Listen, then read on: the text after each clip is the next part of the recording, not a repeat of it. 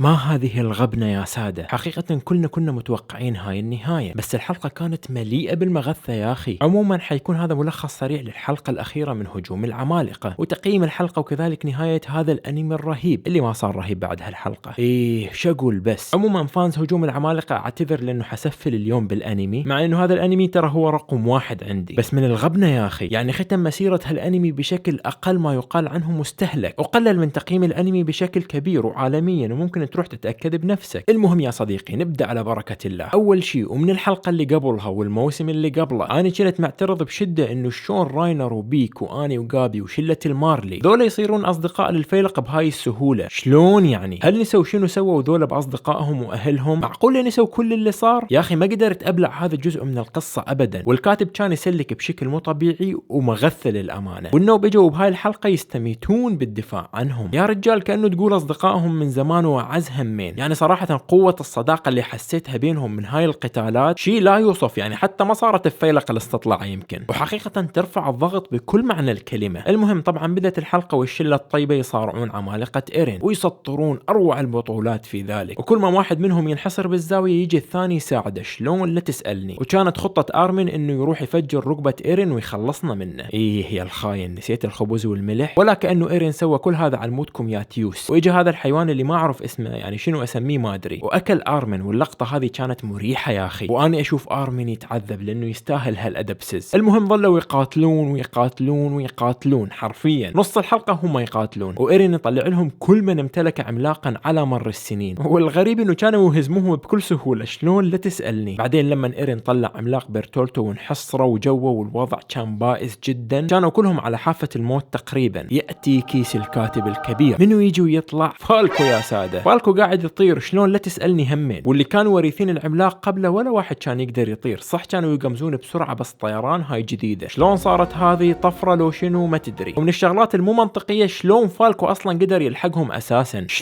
شلون يعني هم صار لهم طايرين بالساعات بالطيارة، وبعدين بكذا مشهد يجيبون آني وفالكو وهم قاعدين بالسفينة. ايش وقت طاروا ولحقوهم؟ لا تحاول تقنعنا أبدا وتقول لي إنه فالكو سريع. شنو أسرع من الطيارة يا حبيبي؟ هذا تسليك فقط لإنقاذ الموقف، وعلى أساس إضافة عنصر مفاجأة بس. لا يا مدير أبدا ما بلعت هاي النقطة. وبعدين أخذهم فالكو وأنقذهم ورجعوا يسوون راوند 2 وخطتهم إنه يقتلون إيرين. المهم التحموا للمرة الثانية ومزيد من القتالات المملة صراحة، يعني صار المشهد مكرر لحد ما لقوا ذاك الحيوان اللي ما أدري اسمه صراحة أو شكله حتى أسميه، بس هم سموه خنزير. هنا نتوقف قليلا ونأخذ نفسا عميق ونروح لكائن اسمه غابي. يا أخي هاي الشخصية غثيثة لأبعد الحدود، مدى أقدر أبلعها ولا حقدر أبدا. يعني الكاتب مبالغ بقوتها بشكل، يعني قلنا قوية بس مو لهالدرجة يا رجال. يعني طايرة فوق فالكو، وفالكو متحرك بسرعة كبيرة، وذاك الحيوان اللي أكل آرمين كان طاير بالجو، وهي ما شاء الله قنصته بعينه ووقعته. شلون صارت هذه ما تدري. وأهم شيء لما ينقذون آرمين لازم ينزل بيد منه، أكيد ينزل بيد الحب